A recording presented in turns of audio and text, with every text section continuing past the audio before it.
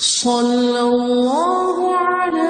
محمد صلی اللہ علیہ وسلم۔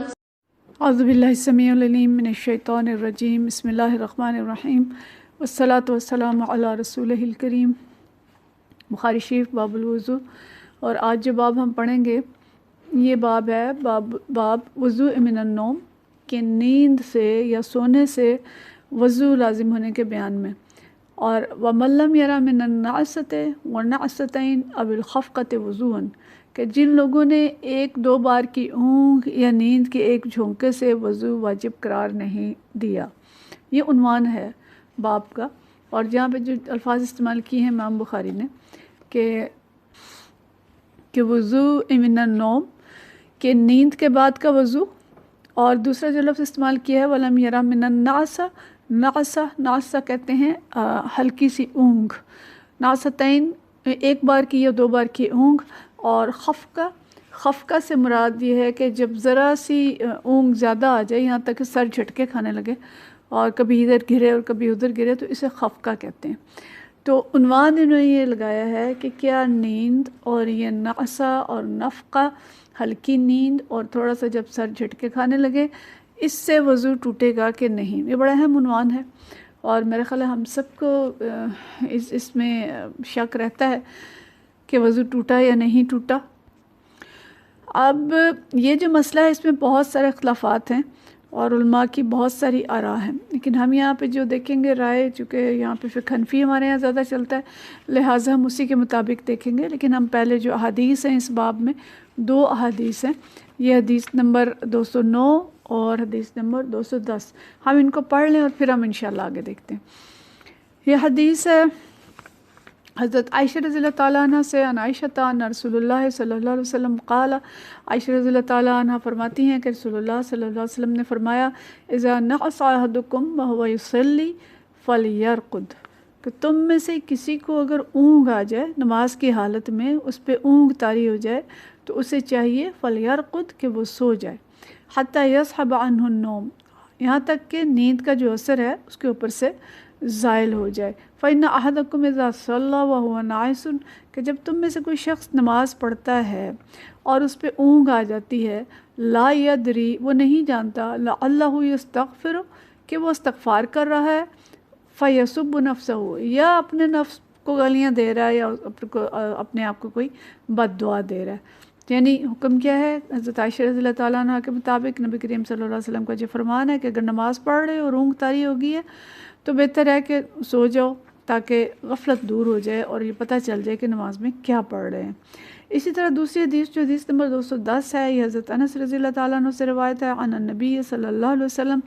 فرماتے ہیں، قال، کہ نبی صلی اللہ علیہ وسلم نے فرمایا، اذا نعس احدکم فی صلاۃ، کہ اگر تم میں سے کوئی نماز میں کسی کو اونگ آ جائے، فلینم حتی یعلم ما یقرأ، کہ یہاں تک کہ اسے سو جائے، یہاں تک کہ اسے معلوم ہو جائے کہ وہ کیا پڑھ رہا ہے۔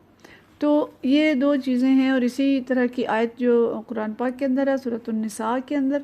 جس میں اللہ تعالیٰ فرماتے ہیں کہ یا ایھا الذین آمنوا لا تقربوا الصلاۃ وانتم سکارا، کہ اے لوگو جب تم نماز پڑھتے ہو تم نماز کے قریب نہ جاؤ جب تم نشے کی حالت میں ہو، حتی تعلموا ما تقولون، یہاں تک کہ تمہیں پتہ چل جائے کہ تم کیا کہہ رہے ہو۔ مطلب یہ ہے کہ اگر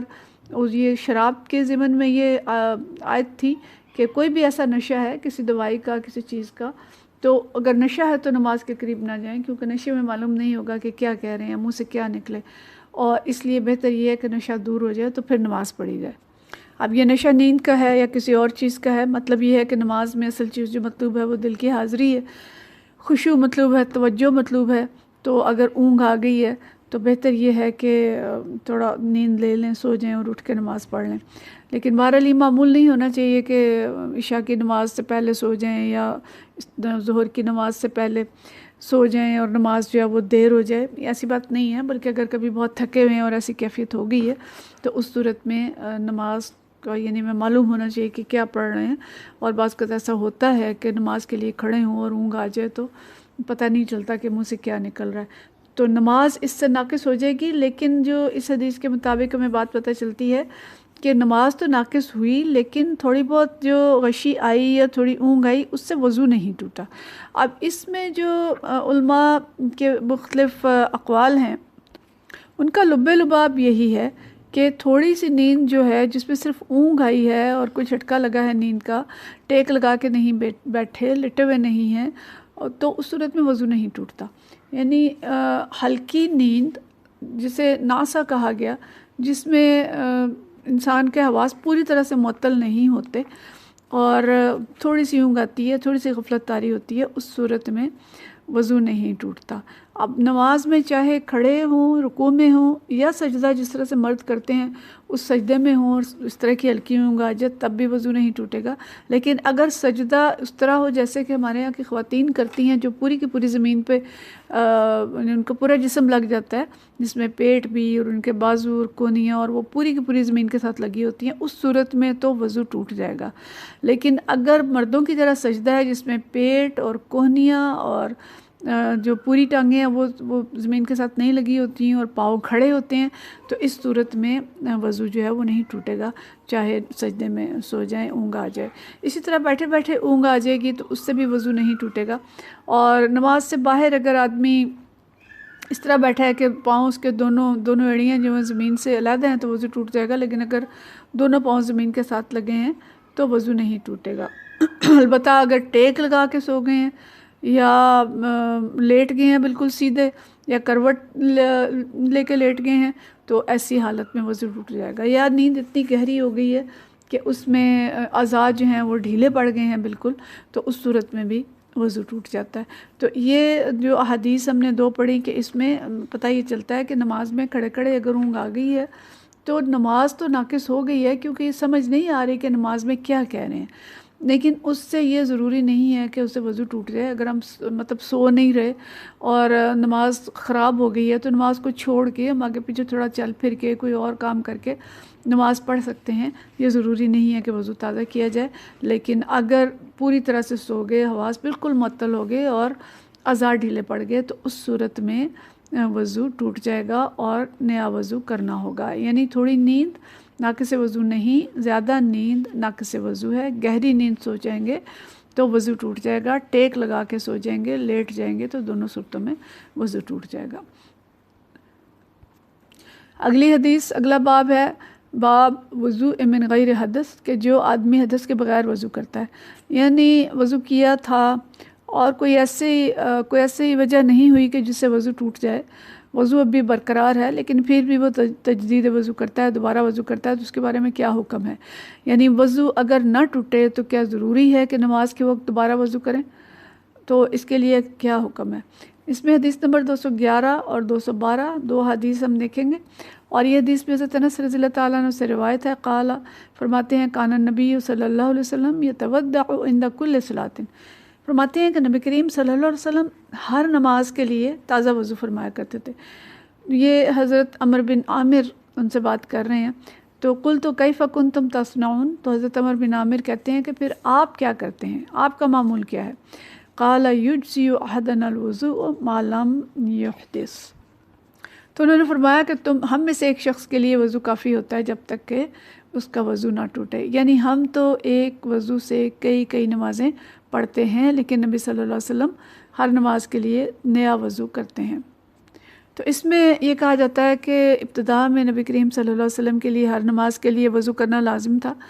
لیکن بعد میں اللہ تعالیٰ نے اس میں تخفیف کر دی اور تجدید وضو کی بجائے مسواک کو اس کا قائم مقام کر دیا۔ لیکن بعض دوسرے اہل علم کہتے ہیں کہ نہیں، شروع سے ہی نبی کریم صلی اللہ علیہ وسلم کے لیے وضو لازم نہیں تھا، بلکہ نبی کریم صلی اللہ علیہ وسلم بطور عمل مستحب اس کو وضو کیا کرتے تھے۔ لیکن فتح مکہ کے موقع پر نبی کریم صلی اللہ علیہ وسلم نے 5 نمازیں ایک ہی وضو سے پڑھیں، یعنی آپ کا یہ معمول نہیں تھا،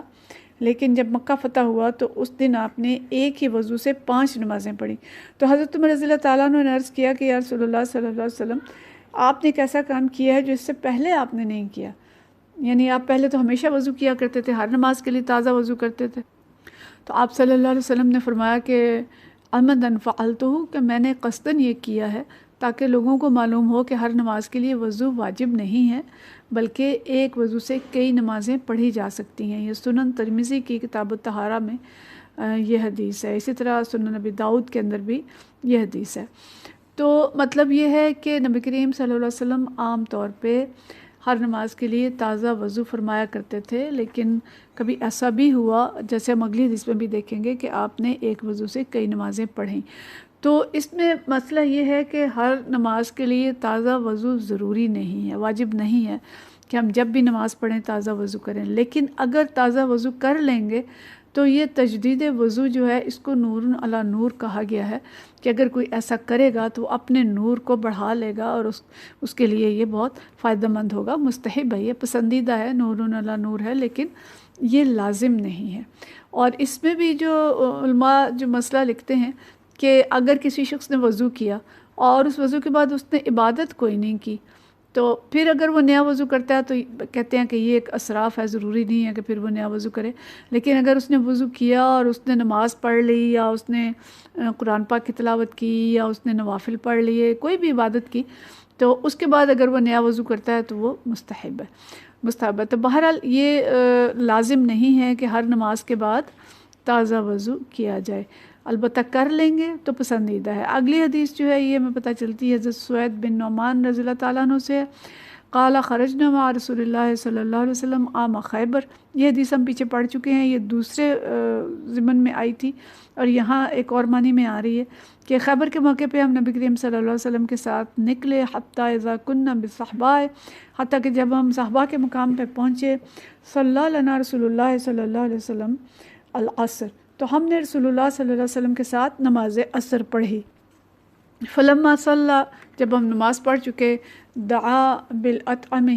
فلم یؤت الا بالسویق، جو ہم پیچھے پڑھ چکے ہیں کہ جب نماز سے فارغ ہو گئے تو آپ صلی اللہ علیہ وسلم نے سامان خورد و نوش منگوایا، سب سے کہا کہ جو کچھ کھانے کے پاس ہے وہ لے آئیں، تو ستو کے سوا کوئی چیز نہ ملی، فاکلنا وشربنا، پھر ہم نے کھایا اور پیا، ثم قام النبی صلی اللہ علیہ وسلم الی المغرب،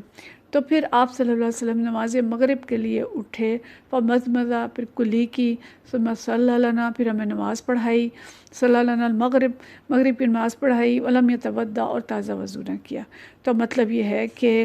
نبی کریم صلی اللہ علیہ وسلم نے عصر کی نماز پڑھی اور اس کے بعد کھانے کو جو کچھ تھا ان سے کہا لائیں، تو ستو ملے، یہ ہم پیچھے پڑھ چکے ہیں کہ ستو کے بعد وضو ضروری نہیں ہے، تو اس وقت ستو کھائے، صرف کلی کی، نماز پڑھی، تازہ وضو نہیں کیا۔ یہاں دوسری طرح سے لائے ہیں کہ ایک نماز پڑھ چکے تھے اور دوسری نماز کے لیے تازہ وضو نہیں کیا، گویا ضروری نہیں ہے کہ ہر نماز کے لیے تازہ وضو کیا جائے۔ اگر نبی کریم صلی اللہ علیہ وسلم وضو فرماتے تھے تو وہ وضو آپ مستحب کے طور پہ کرتے تھے اور وہ آپ کے لیے نور علی نور تھا، اور ہم بھی اگر چاہیں اپنا نور بڑھانے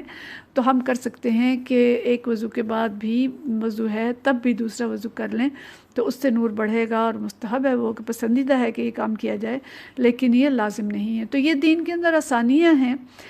ان آسانیوں سے ہم فائدہ اٹھائیں، اور اپنے آپ کو مشقت میں ڈالنا بے شک پسندیدہ نہیں ہے، لیکن اپنے درجات بڑھانے کے لیے، اپنا نور بڑھانے کے لیے اگر ہم کوئی کام کرتے ہیں تو انشاءاللہ وہ پسندیدہ ہوگا۔ اب اس جیسے نیند اور اونگ میں بھی اگر ہمیں اونگ آ گئی یا غفلت طاری ہوگی، اس غفلت کو دور کرنے کے لیے بھی ہم تازہ وضو کر سکتے ہیں، لیکن خالی اونگ آنے سے وضو ٹوٹے گا نہیں۔ اگر ہم کسی ایسی جگہ پہ ہیں جیسے حرم میں ہی ہیں، اب حرم میں تو اگر اونگ آ گئی ہے تو باہر نکل کے وضو کے لیے جائیں گے تو واپس آ کے تو ہمیں جگہ ہی نہیں ملے گی، ہم داخل ہی نہیں ہو سکیں گے، ہو سکتا ہے ہم نماز کے ٹائم پہ،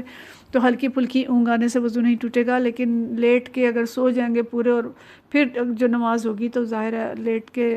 سونے سے فقہ حنفی کے مطابق وضو ٹوٹ جاتا ہے۔ تو ان ساری چیزوں کا علم ہمیں ہونا چاہیے، ہمیں اتنا علم آنا چاہیے کہ ہمیں جو دین کے پسندیدہ اعمال ہیں، جو مکروہات ہیں اور جو فرائض ہیں، جو واجبات ہیں، ان کا ہمیں معلوم ہو تاکہ ہمارے اعمال جو ہیں وہ درست رہ سکیں۔ تو دو باب ہم نے دیکھے، ایک نیند اور اونگ سے وضو، اور دوسرا وضو کرنے کے بعد دوبارہ تجدید وضو کے باب۔ اللہ کرے کہ ہم دونوں چیزوں کو سمجھ سکیں اور اس کے مطابق عمل کر کے سنت پہ چلیں اور سنت پہ عمل کا ثواب حاصل کریں اور نور علی نور بھی حاصل کرنے والے بن جائیں۔ وآخر دعوانا ان الحمد للہ رب العالمین۔